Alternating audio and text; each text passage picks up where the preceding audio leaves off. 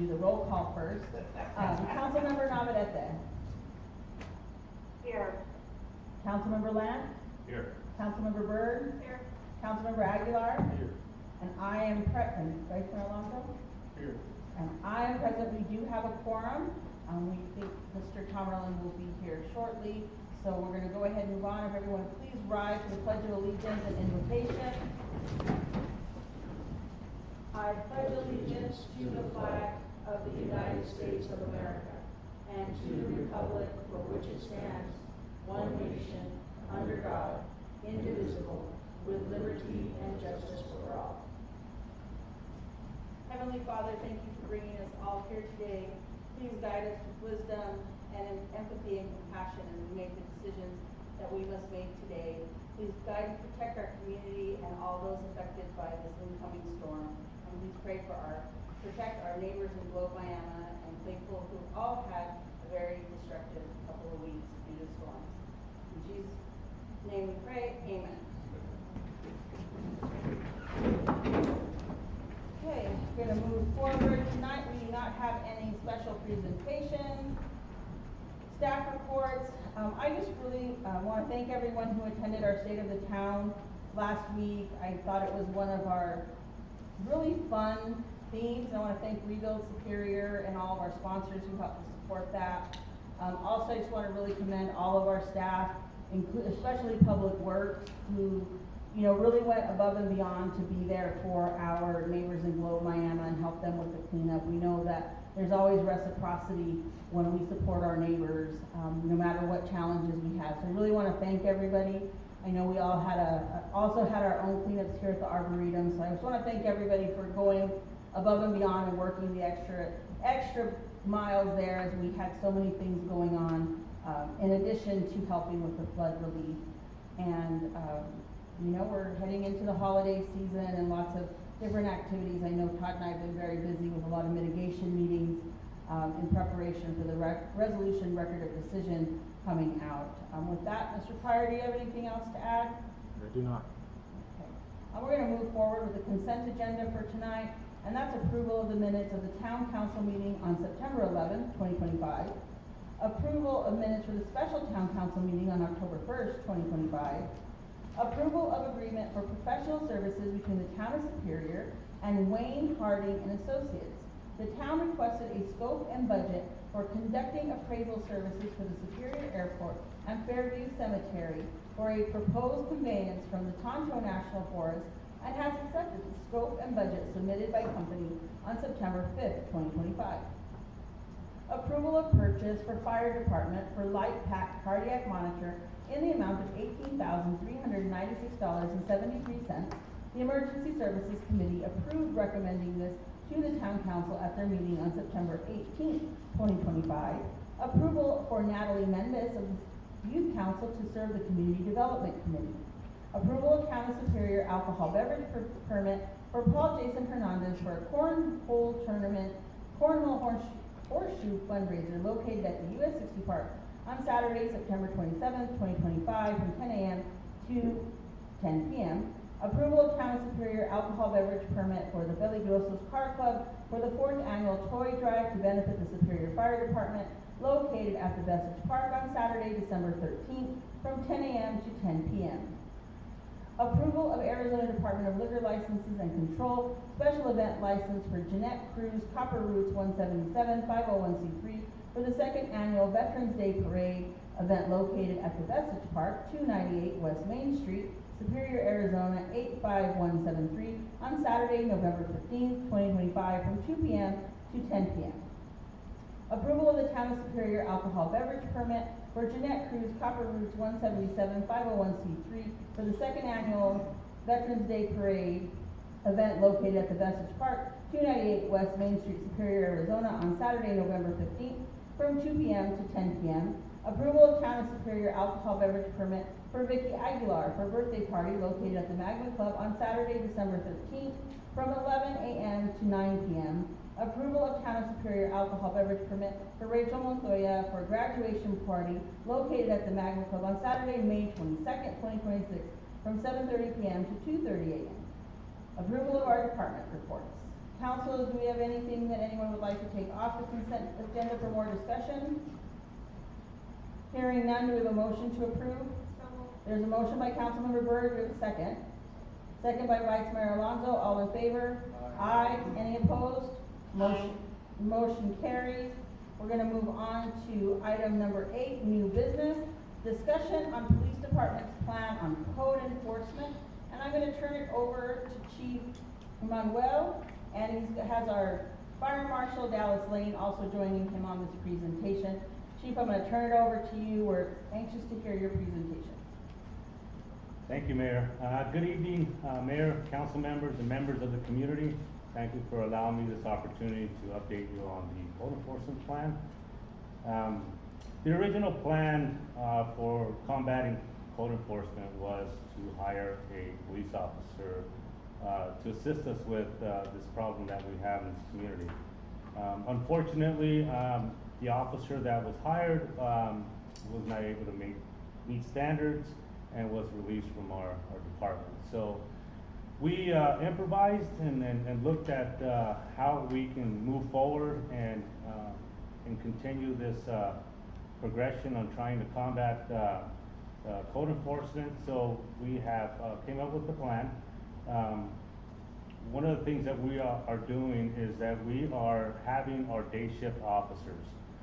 They will be the ones making contact with a lot of the homes, a lot of the businesses, RVs, everything that would be a violation. They are going to be required to do at least 3 contacts per day.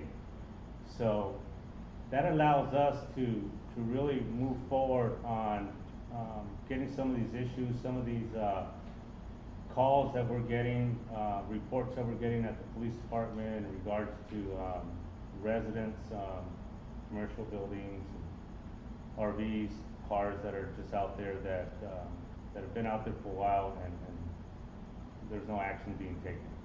So we've got our full-time officers that are working day shift. The 7 days they're going to be required to do 3 contacts, which they'll be able to get the information, provide them a notification of town code violation. That violation will give them 30 days to correct the violation. If they fail to comply with those allotted 30-day period, they will be cited and forwarded to the Superior Magistrate Court for action. The information that we get from the residents or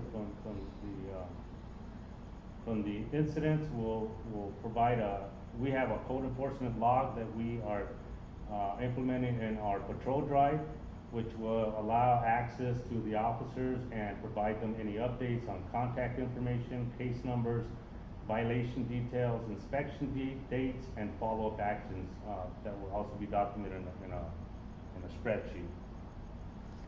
This ensures transparency and coordination between patrol officers, administration, and our supervisor sergeant that will be overseeing the plan. Sergeant Wright, who a lot of people here are familiar with, will be overseeing the plan and making sure that the officers are following through with their any follow-through contacts or any citations that need to be taken care of, any information that needs to be input into our centralized code enforcement log. Like I mentioned, day shift officers will be handling this enforcement contact.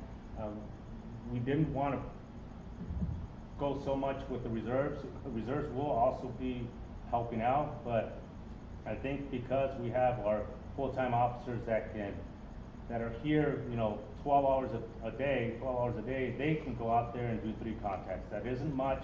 We're talking about 21 contacts a week and over 60, 70 contacts a month. That is, I believe, a good number that we can start, and we can start addressing these issues on the community. Another thing that we want to do is we want to get the community involved. We want to do a campaign, see it, send it. We eventually are going to go to a Go Government GoGovernment app. And the app is going to help us, monitor this and provide a lot of what we're doing right now as far as a code enforcement log. It's gonna allow us to input the information, input the mapping, the lots, be able to provide the citations. It's gonna be a great system that we already purchased, I believe, right, Todd? Yes. Okay, so that is gonna be something that we'll train our officers, make sure that they're aware of it, and make sure it's gonna allow us to send notifications to them, any updates, that we need to complete. It's just gonna be a great system. It's gonna allow us to have more management of the system and the issue in hand. We're also gonna, go into Facebook and provide information to the community and how they can go about reporting these type of code enforcement issues, violations. And then in the meantime, obviously they can go to the police department, they can contact us by phone. We are doing an online, which is gonna be our app system that we're gonna implement. So that's something that we have options of how it could be reported to us. And again, like I mentioned, Sergeant Wright will oversee all the code enforcement activities. He will review all entries that goes into our code enforcement log, and he will take a look at them weekly, and he will just make sure everything is in compliance. He will provide a bi-weekly progress report to myself and the town manager, and just coordinate every 30 days and make sure, again, if everybody's in compliance. If there's issues with the compliances, then we'll look at it and address the issue, as we should. Community partnership and waste disposal. We want to make sure that we inform the public of the Republic services of your bulk trash, making sure that we help them, set that up. Also let them know about our transfer station, that obviously is a one-time $20 fee, that they provide a sticker, and then they can have access to it Tuesdays, Wednesdays, Thursdays, and Fridays. Tuesdays and Fridays, and the Tuesdays first and Fridays, and third I'm Saturday. sorry. From 7 a.m. to 2 p.m.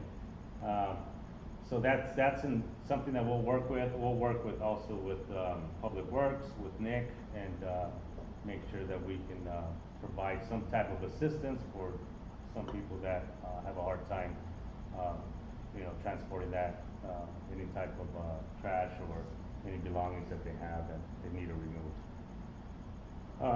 Reporting and evaluation, and making sure again that we provide monthly summary reports and the number of violations that are being issued per month, compliance rate on those 30 days that we're getting.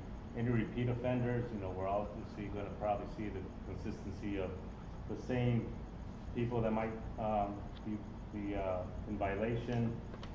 This data will be presented again to our town manager and available to council upon your guys' request. So that's what we want to do to combat this until we hire another officer and put them in a position where they can do this full time. So we're improvising because we lost the officer that was going to be assigned to this, but I think this plan will work. And once we get the app, it's even going to be a lot better for the community and to report those violations, and for us to go out there and take care of that and just have more of a personal relationship with the people out there. And we don't want to be the bad guy. I understand that this position is a position that not a lot of people like, but we're going out there, and if we educate them, if we go out there and provide campaigns, provide information to the community, I think we can make this a lot easier than it should be. And I think this is something that I look forward to working with the community and the residents, and hopefully this will be something that be long-term and we can take care of this issue. Thank you. Chief, I know council probably has a few questions.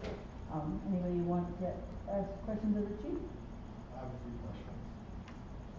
Chief, I read through your plan of action, and, item number 2, you talk about, let the officer, give me a second, I'm sorry, I'm confused. That the officers will update the contact information, case numbers and whatnot. Have the officers all been trained on our code enforcement process, and do they know what a violation looks like? Yes, we actually, we have started with, our day shift officer, which is, Officer Wernet and, Officer Benelli.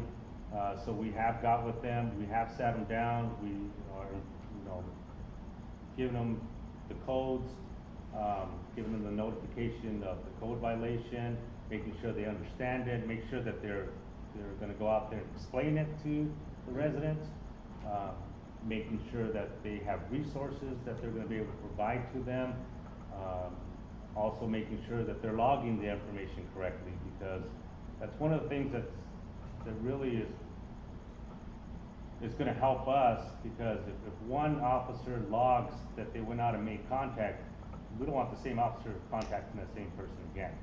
We wanna make sure that they're able to look on the patrol drive, and if that's a reserve officer, or if that's myself, or lieutenant, we know what is being done. We will keep tabs on that. But training is important. It's a continuous basis of going out there, and, for the most part, I know that, Officer Wernet knows a lot of people in this community. He has made contact with a lot of people that have, with these type of violations.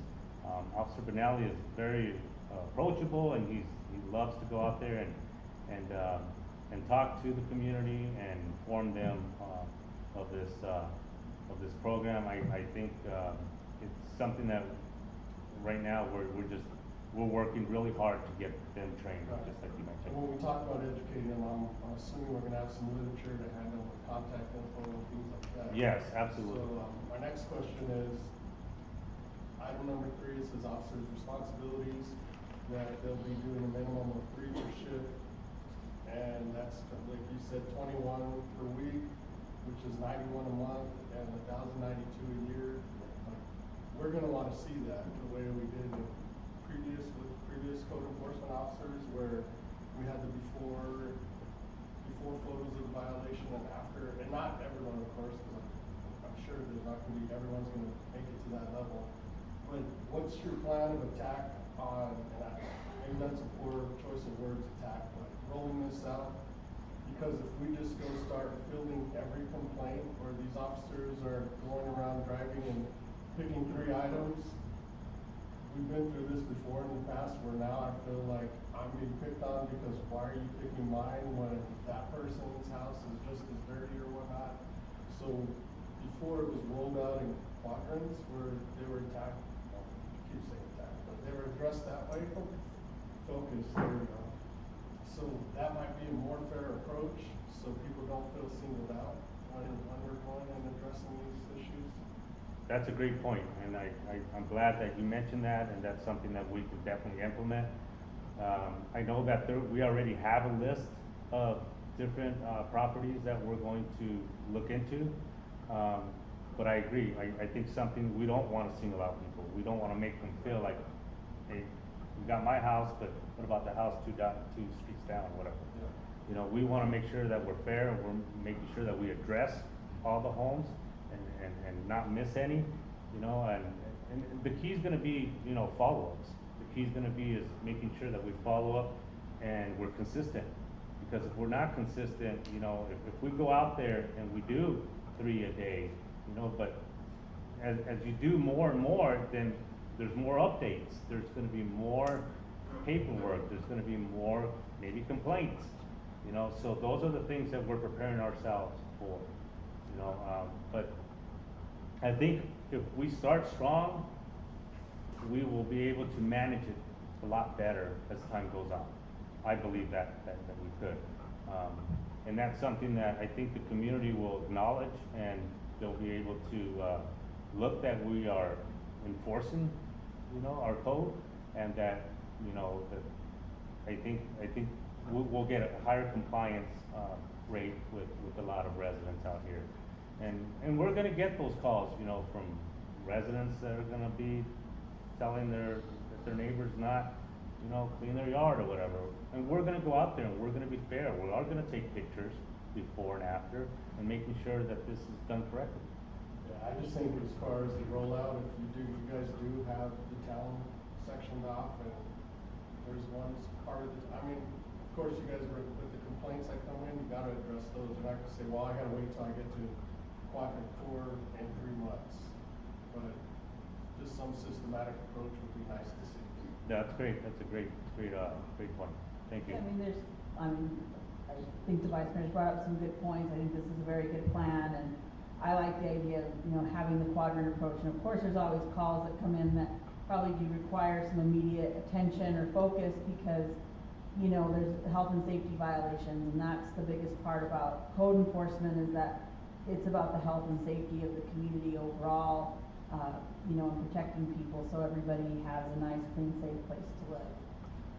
And also, I know that, nothing is grandfathered in, correct? Where they can, they'll call, I'm sorry, but they'll call and they'll say, hey, it's in my yard, it's been like that's grandfathered in.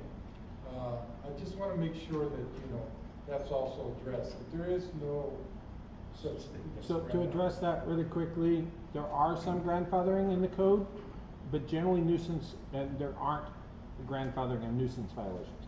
But for instance, things that have come up in the past is somebody had chickens in their yard. It used to not be allowed in our code. It is allowed now, but it used to not be allowed. But if they had those chickens prior to 2001, when we adopted our zoning code, we had no ability to enforce anything on it. Same thing with RVs that were on a lot prior to 2001. We cannot force them to move them because they are grandfathered. They're existing non-conforming conditions. So, yes, there is some grandfathering, but for nuisance code, abandoned vehicles, weeds and litter, garbage and blight, those sort of things are not grandfathered. So it's a two-part question. And talking about the systematic enforcement, one of the things the chief and I have discussed is if we do receive a complaint in a neighborhood, the officer should not just notice the one house that is being reported. He should take in the entire block. If there are similar conditions on that block, send them notices all at the same time. That way no one feels singled out, and when you're standing in the yard explaining the condition to them, they can say, oh yeah, what about this guy? And you can say, yes, he was given a notice as well. That's usually the best approach in my experience. I would say that the chief's plan is very ambitious. It's because we have a backlog, 3 contacts a day is going to be fairly easy, but it's about 3 times as many as I did when I was the code enforcement officer. Eventually, they will start going through neighborhoods and not finding things to cite. Hopefully, the best case scenario, they're not going to be able to meet that quota at some point in the future. So that should be something to aspire to, not a bad thing. It's an ambitious goal, so I think that's a good thing that starts taking care of the immediacy that we've been wanting. And I think, Chief, we enjoyed seeing the befores and after because we saw the progress, and we know a lot of our residents sometimes need a little bit of extra help. So, that carrot and stick approach was very, very successful. Some of these things are very overwhelming and have, long-standing projects that need to be done. So I think this is a good way to get this back moving along. And another thing, Mayor, is I know that Dallas and I have spoken and we've talked about commercial ordinances and weeds, because of the fire. And I know that Dallas, do you want to talk about anything in regards to that? If you'd like, yes. That's something that he could probably provide us a little bit more on that end. And that kind of aligns with our Firewise program, right? And to clarify, for code enforcement, the fire marshal has broad powers, perhaps broader than any other job description in the town, to declare nuisances, to enforce abatements, to withdraw certificates of occupancy, to stop work orders. Fire marshals do have very broad powers. They're generally only used in very limited conditions, but fire marshal in a small community actually has the power of arrest. You can arrest people for violations. So, sorry, I didn't mean to interrupt you, Dallas. I just wanted to give everybody a preamble, understanding that the fire marshal is a very important position in code enforcement in town. And you wanna come to a mic, either that one or this one?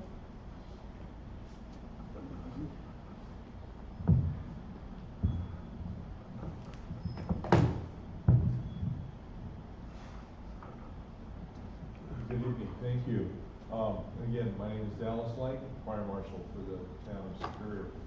Yes, the chief and I have met on a couple of occasions to coordinate these actions.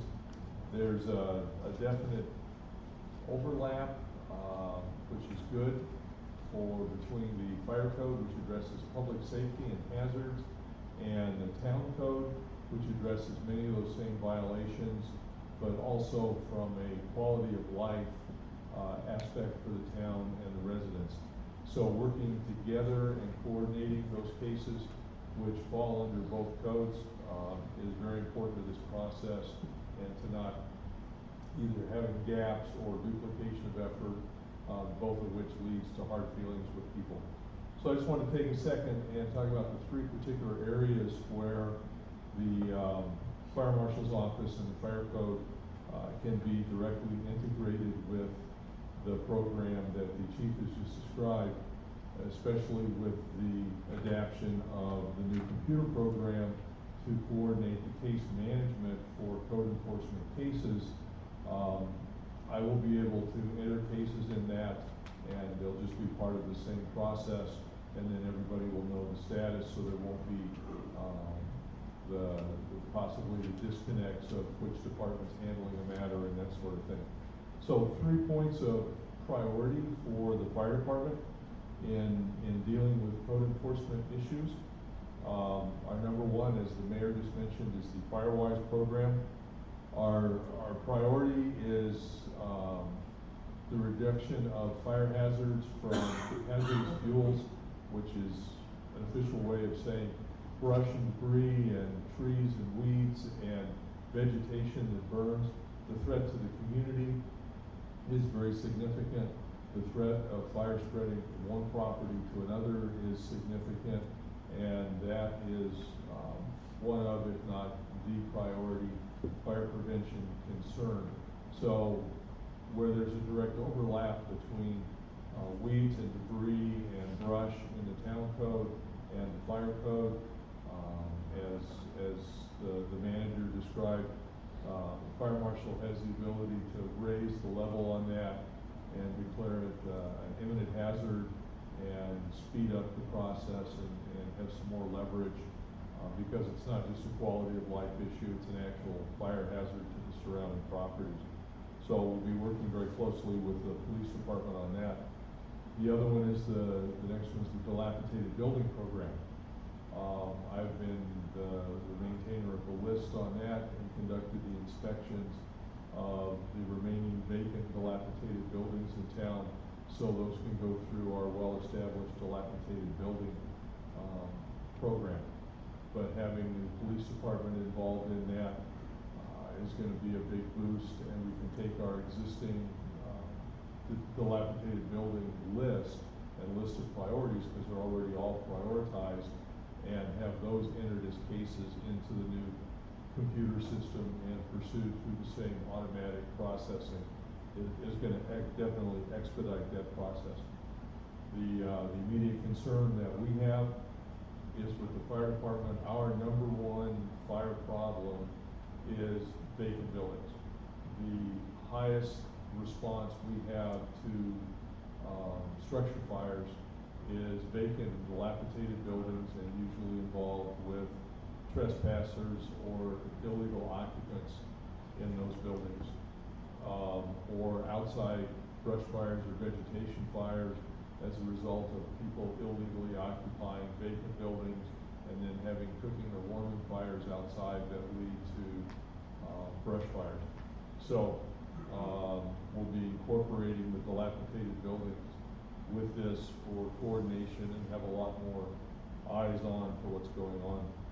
And then the third one, where the fire department can be the biggest assistance in this to the police department and back up their efforts, again, as the manager said, is our ability or authority to declare imminent hazards, to cause things to be, dealt with immediately, to work with the utility companies.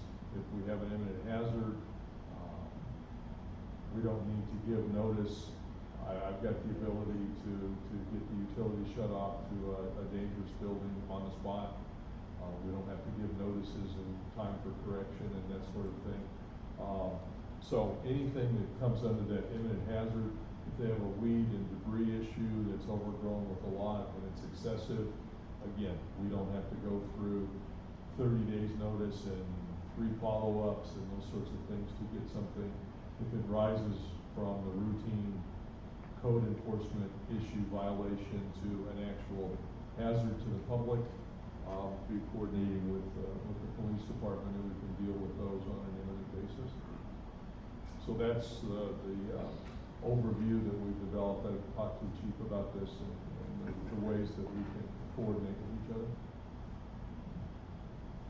Any other questions from council? I just have a question on the online form. Is that gonna be similar to like what Florence has, where they just go on, submit, and then it goes to you guys? They also, it looks like they also have like a tracking system, so you can kind of see where they're at in the process. And it's pretty much open to the public to see what's been submitted and kind of where they're at with it. I don't know if they bought the same system we did, but we are buying the system most everybody's buying, which is GoGov. It's the same system that our notification app, it's the same company, it's just another module. It is extremely robust. I encourage you to go to look at the link for GoGov on the code enforcement. It has an online portal, it has online tracking, you can download the app and record it on your phone. It's got a bunch of wonderful features that I was very jealous of. If I was a code enforcement officer, it would have made my life so easy. They can generate a notice right from the app. They enter in the property information, snap pictures of the property while in their phone at the app at the same time.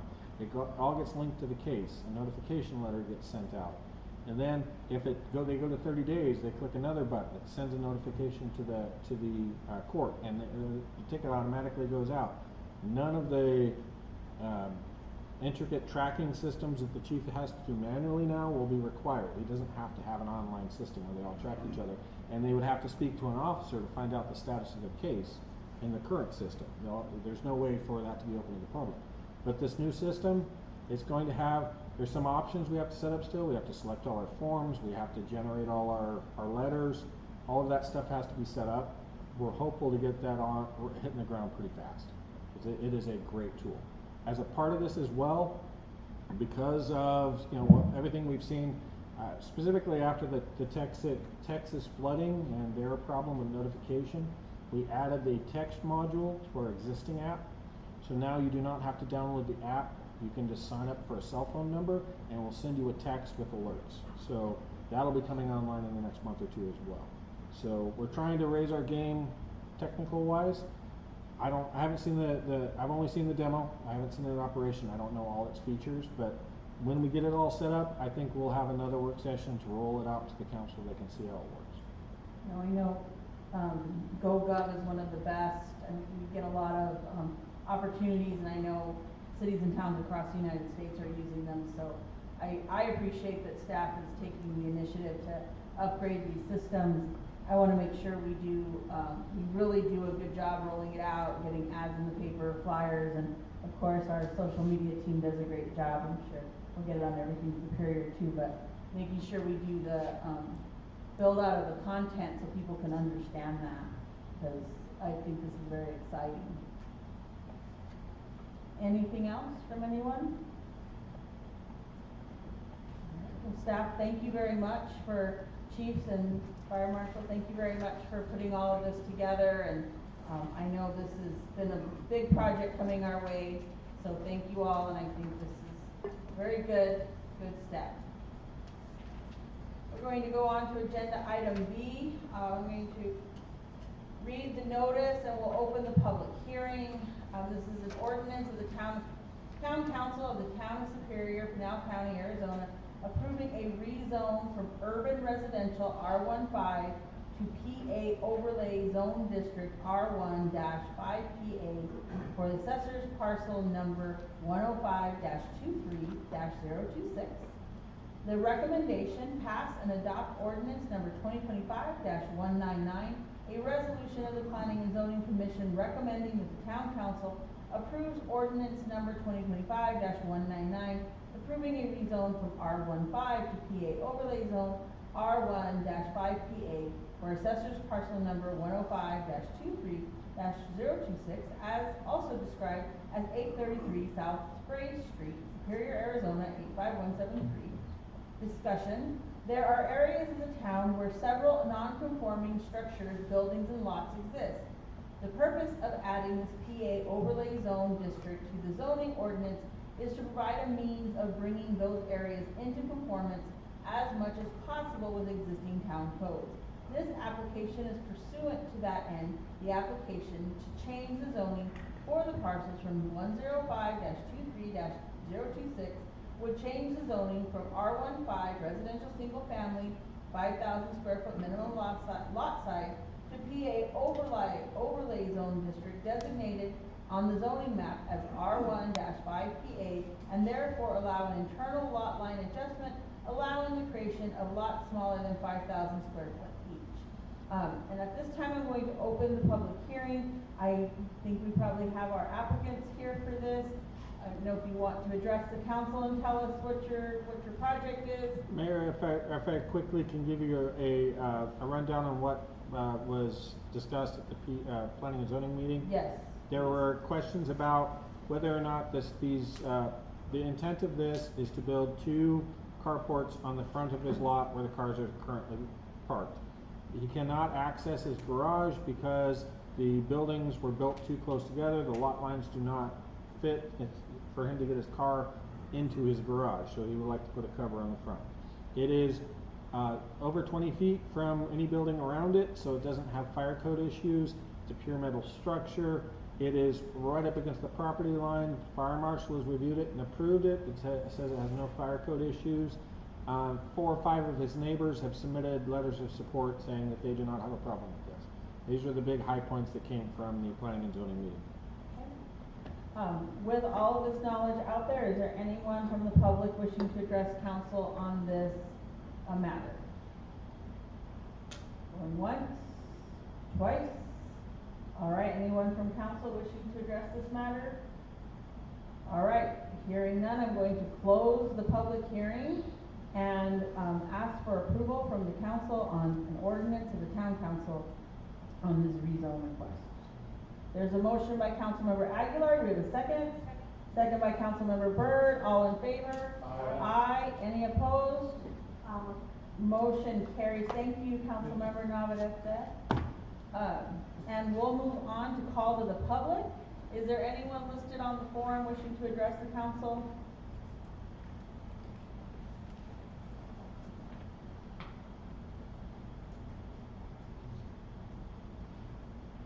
There is no one on the forum officially, so I will do a call to the public. Does anyone wish to address the council at this time? You can speak for 3 minutes.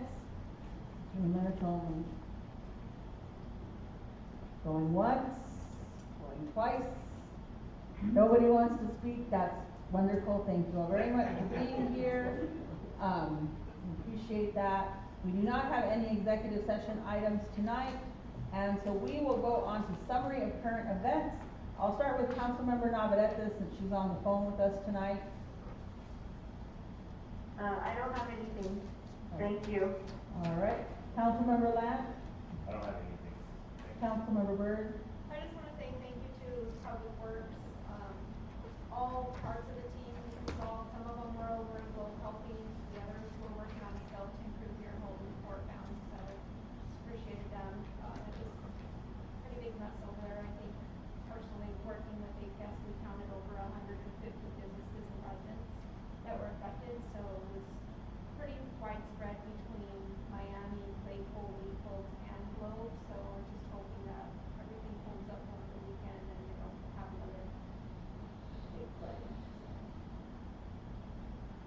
Councilmember Aguilar?